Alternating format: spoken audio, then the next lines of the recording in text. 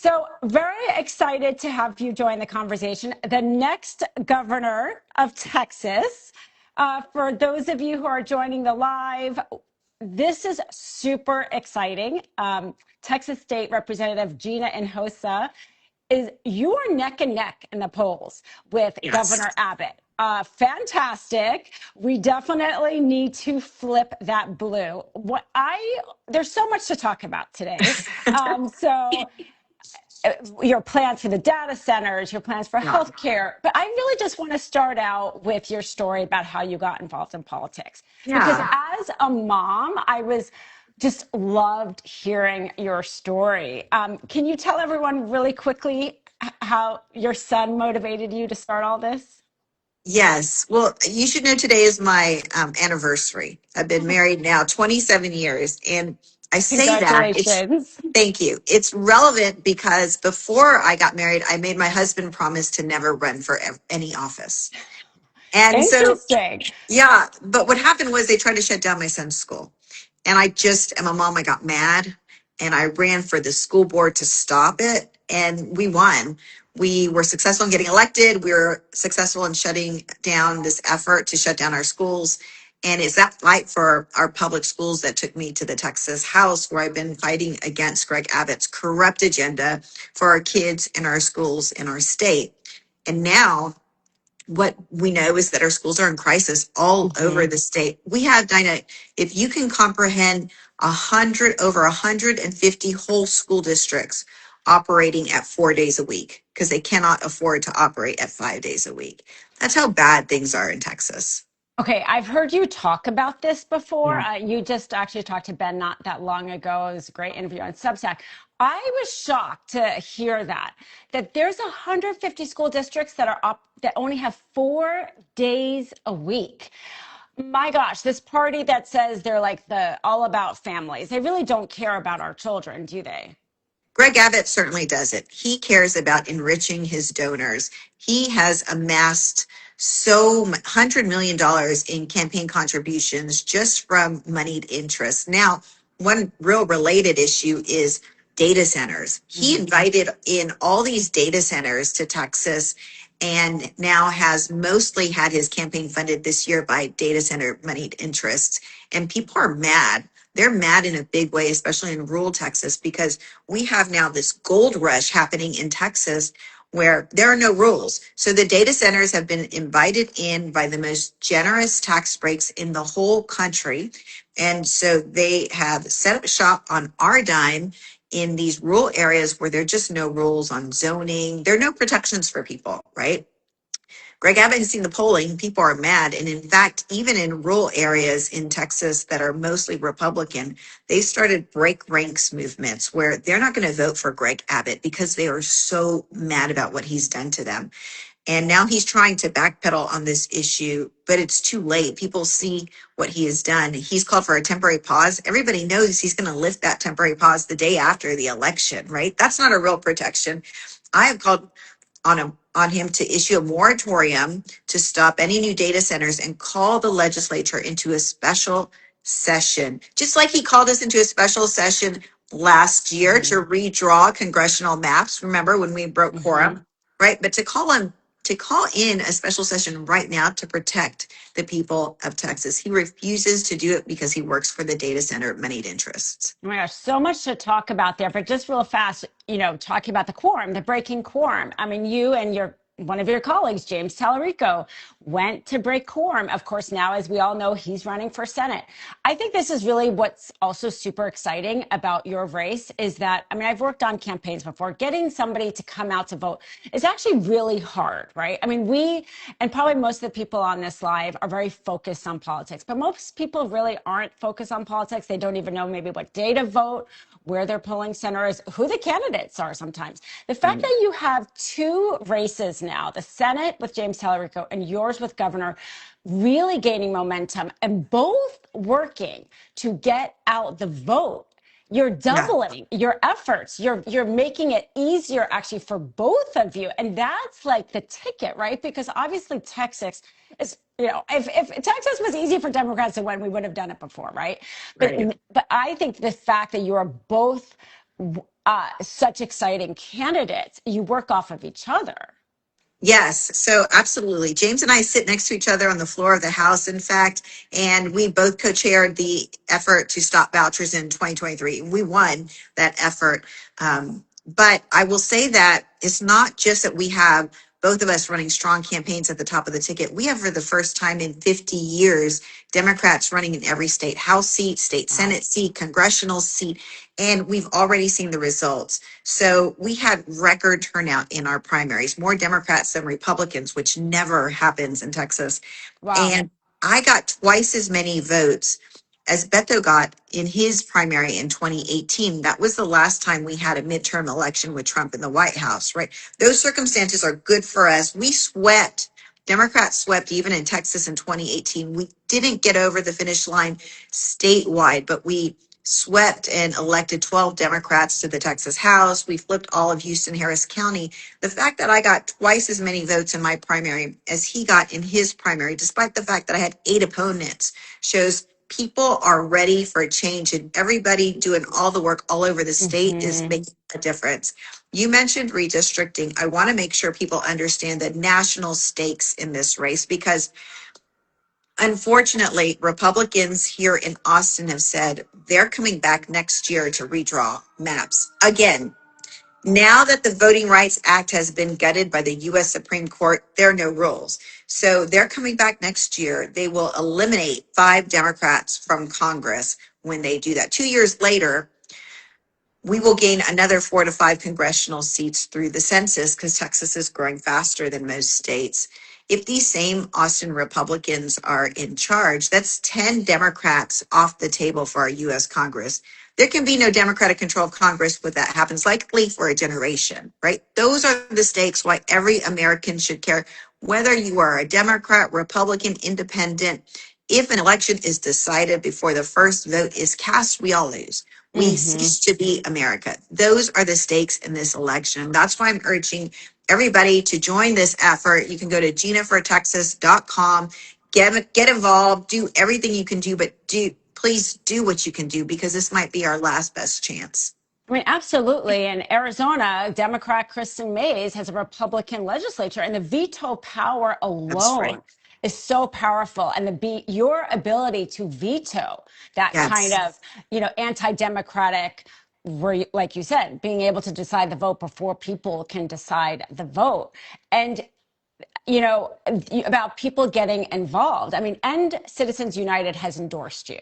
You have pledged and have not taken corporate PAC money and will not Right. in this race. Right. So you will be beholden to actual voters, right? Right. Unlike Abbott, to his donors and any PAC, frankly. I mean, people aren't giving money to a campaign just because of well wishes. This is a quid pro quo. They expect something in return. But in order for us, and I believe everybody here on this live really wants to get money out of politics, I think it's become more obvious than ever how badly that's necessary. But campaigns take money. We need to be able to support candidates, whether or not it's donating or making phone calls, et cetera. So that is so important. Like, I'm glad that you put your website out there, because we have to kind of be able to back somebody who's taking a position like that. Yeah, I appreciate it. Thank you. Yes, we need a governor who will veto rigged maps in Texas. I will be that governor. And absolutely, Greg Abbott is beholden to the moneyed interests. I mean, he's given $1 billion in no bid contracts to his donors. He's the most corrupt governor in Texas history. I propose sending $1,500 to every Texas household. It is the Greg Abbott corruption tax refund, because we are all paying the Greg Abbott corruption tax. We pay it in our electricity bills, when he does the bidding of the gas companies who make record profits off, for instance, the Texas blackout during Winter Storm Uri. He allowed him to get away with it. Now we're all spending about $40 more a month on our electricity bills. And he got a $1 million campaign contribution from one of those gas company CEOs. That's the Greg Abbott corruption tax at work. Vouchers is the same thing. He got the largest campaign contribution in all of Texas history from an out-of-state billionaire. He got $12 million pushed through vouchers, and now our schools are shutting down. Our school districts can't operate at 5 days a week. That's That's just the awful. Greg Abbott corruption tax. So $1,500 back to the people of Texas. Nobody trusts government. I don't trust government right Hmm. now. Let's give it to the people who know how to spend that money better than the government. I mean, and the fact that Texas has the most uninsured children. I mean, across the Yes. board, and that's really why I wanted to talk about how inspired you were about your son. I think moms understand how important politics are and government in our life because we see the consequences of not being able to have health care or education for our children in a way that perhaps, others can't articulate as much. I mean, the data centers piece. So Texas is trying to build the world's largest data center and is being done by Abbott trying to make it so they don't even have to pay for their electricity, have all of these tax refunds. And he's doing it in the rural communities that are technically had been his constituents. And as you say, it's creating this momentum of a break rank. Now, I know you have a plan. You have a Yeah. plan for this. Yes. So we need to have the special session meet today. Greg Abbott has the sole authority to fix this data center madness right now.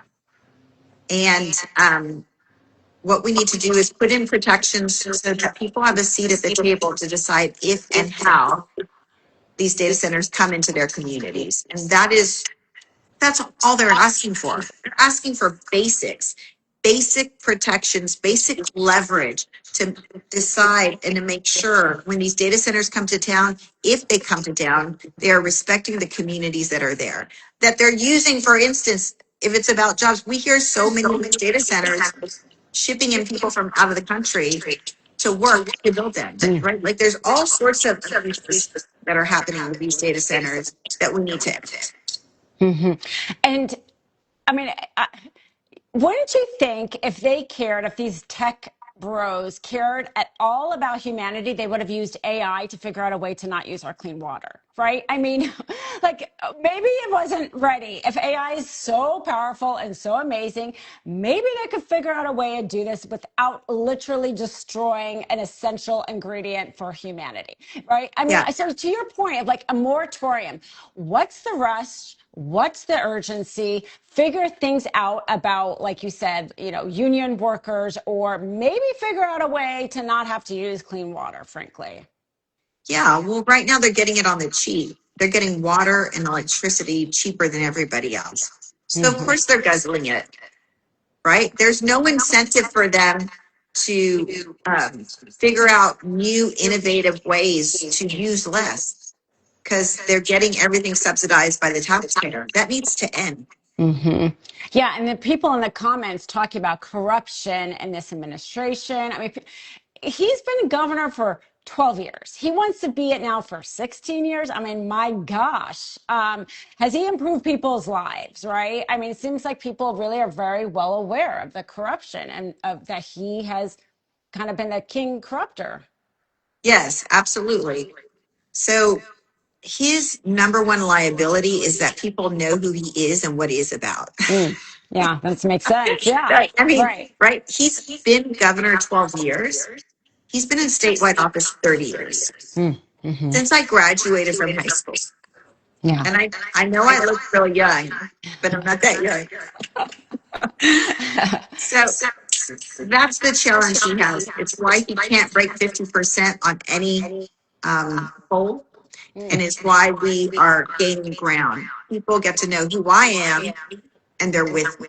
Hmm. Yeah, I mean, who can ever be good enough, frankly, to even do 16 years? I mean, the fact is he's totally corrupt. And, the stats you talk about, the number one, the most bankruptcies in Texas, the Right. most uninsured children in Texas. I mean, the fact that schools are at 4 days a week.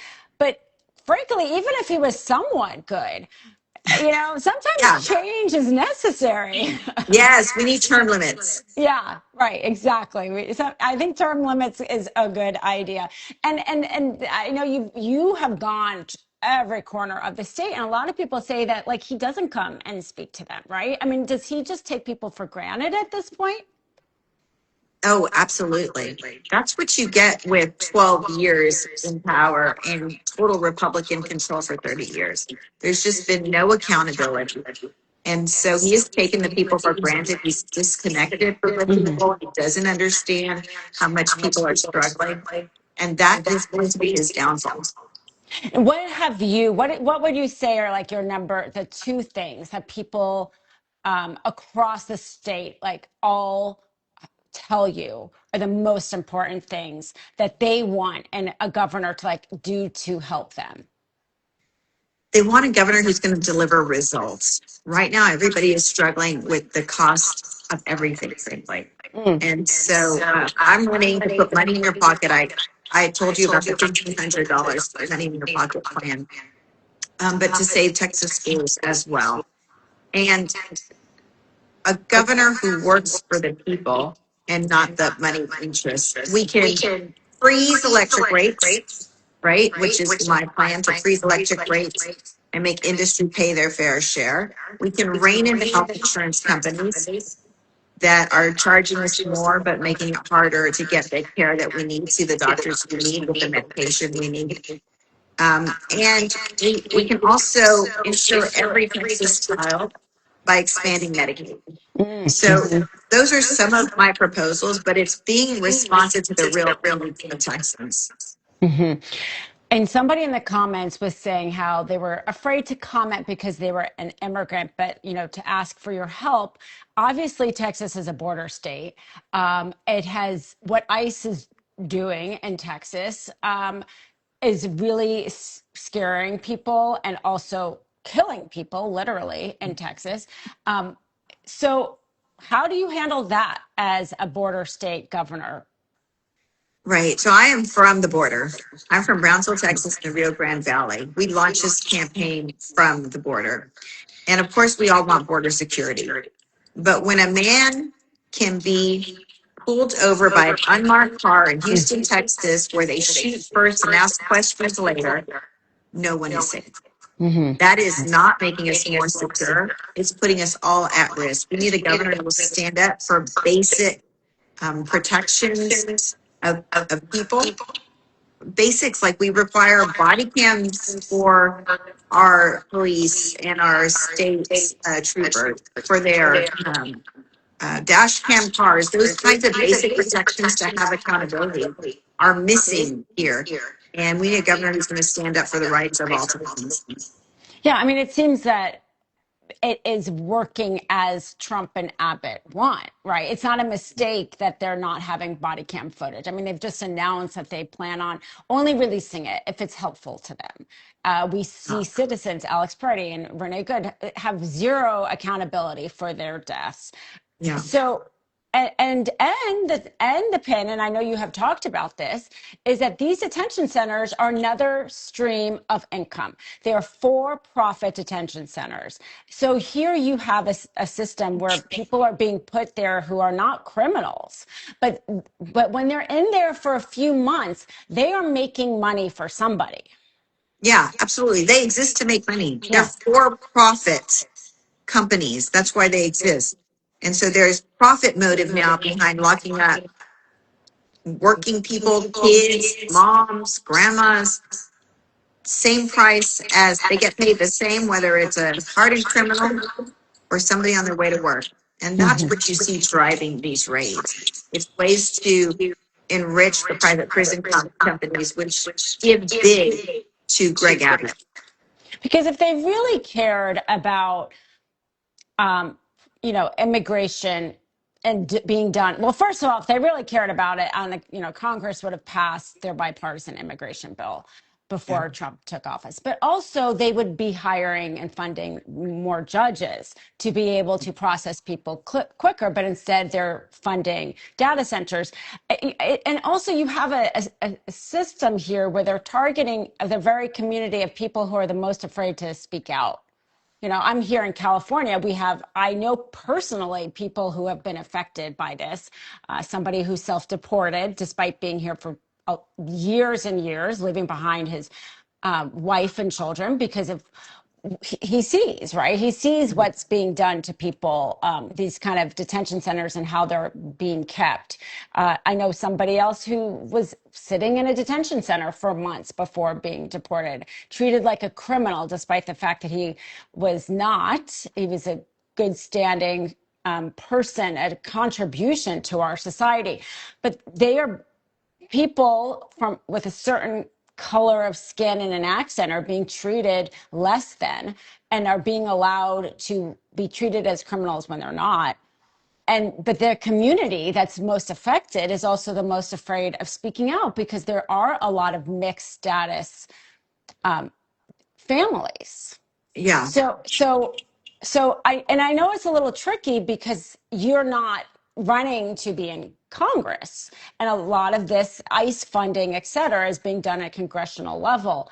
What do you see as like actual tangible things you can do as governor to help protect the communities from being targeted by masked ICE agents who pull out their weapon, because somebody says a curse word at them? I mean, they're out of Yeah. control, really.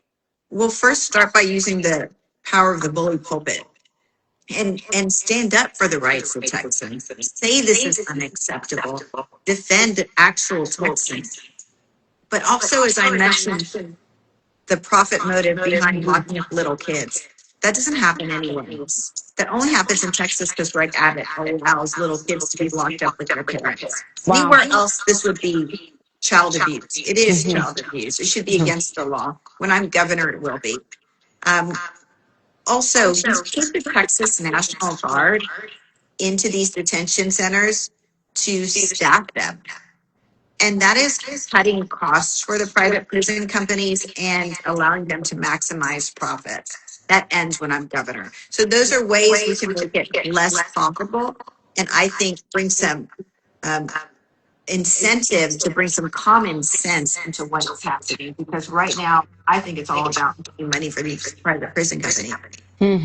No, absolutely. And nobody should be able to profit off of somebody's um, life, frankly, for no reason. I mean, there's no reason that they have to be in those detention centers.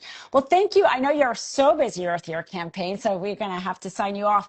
I am going to, for all of you who are still with us, so grateful. I'm going to put this entire live on my Instagram account, Ask Dina Doll. And we will also, of course, be posting clips across all platforms. But share this live. Share the live so people can hear from you and be able to participate in the campaign, either vote for you in the state of Texas or elsewhere. It is so critically important, like you said, between the voting rights, the data centers, ICE. I mean, there's so many things that you can do to help the lives of Texans. And so grateful that you joined today on the Thank you. conversation. Any kind of last things to leave people with? Yeah, just invite you to be part of this fight at ginafortexas.com. Okay, great. So thank you, Thank everyone, for you. joining. Thank you, Take Gina. care. Thank you for the time. Of course. Thank you. Bye.